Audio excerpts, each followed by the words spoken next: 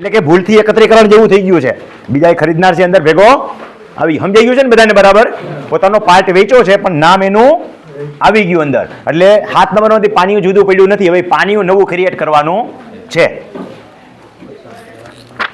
યુટ્યુબમાંથી કોઈ સાંભળી નવા પાનિયા ક્રિએટ કરવા માટે મને ફોન ન કરે. જેના બંધ પાનિયા થયા હોય આનાથી ક્રિએટ ન થાય. આ ચાલુ પાનિયું છે એમાંથી ભાગ પાડવાના છે. નકર યુટ્યુબમાંથી મને મેસેજ આવે સમજા કે મારું પાનિયું ક્રિએટ કરવાનું છે.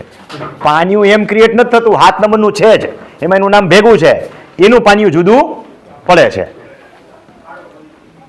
એમાંથી કોઈક વળી ફોન કરશે કે સાહેબ મારા ભાઈના પાનિયામાં ભાઈ સહમતી નથી આપતો પાનિયું જુદું કરવું તોય થાય નહીં. એ તો વિભાજનથી જ થાય. એને આ પ્રક્રિયા કરવાની થતી નથી. આ પ્રક્રિયા સ્પેશિયલ કેસની છે.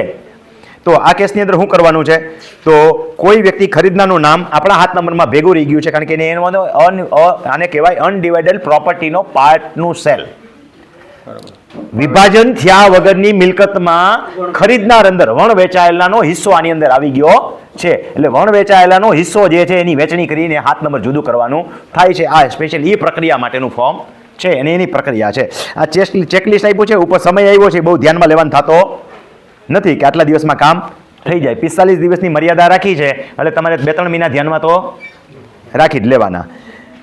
કબજેદારનું સોગંદનામું. હવે પહેલાં તો આ સોગંદનામું આવશે. હવે આ વખતે સોગંદનામું મેં વચ્ચે લીધું છે. જાજા પાણીમાં જ્યાં જ્યાં જગ્યા હતી ને ત્યાં બેહાડી દીધું છે. તો આ સોગંદનામું અમો નીચે સહી કરનારા જાજા આવીશે એટલે આટલી બધી જગ્યાએ રાખવી પડી ને. વિભાજન કરતી વખતે શું થયું? ઓલા કાકા ભત્રીજા વગેરે દાખલા આપ્યા એમાંથી એક જણાએ ખરીદ્યું છે એટલે અહીંયા બધાના નામ, ઉંમર, ધંધો અને સરનામું આ બધાને જુદા જુદા લખી નાખવાના. એક હોય એટલાના એક લખી નાખો. નીચે મુજબની સોગંદ ઉપર સહમતિ આપીએ છીએ. અમારા ખાતા નંબર ખાલી જઈએ. ખાતા નંબર એક જ હશે એમાં, અથવા એક ખાતામાં જાજી જમીન હશે તો એક ખાતા નંબર લખી નાખવાનો. અહીંયા મલ્ટિપલ હોય તો. અને એ ખાતાનો બ્લોક એટલે જમીન જેમાંથી આ લાગુ પડે છે એ અહીં બતાવી દો. એટલે પર્ટિક્યુલર એક વસ્તુ આવી ગઈ કે આ ખાતામાં ભલે જાજી જમીન રહી પણ આ કરવાની પ્રક્રિયા આ સર્વે નંબરમાંથી જ છે આવેલા છે. જેમાં અમારો સંયુક્ત કબજો છે. જો એ અહીંયા લીખું છે, આમાં નથી લીખું ખાતા નંબરમાં કે અમારો સંયુક્ત કબજો છે.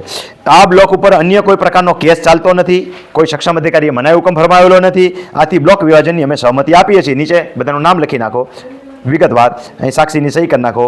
અહીંયા સોગંદનામું જે થયું છે જેની સમક્ષ એ સિક્કા મારીને તમને આપી દે.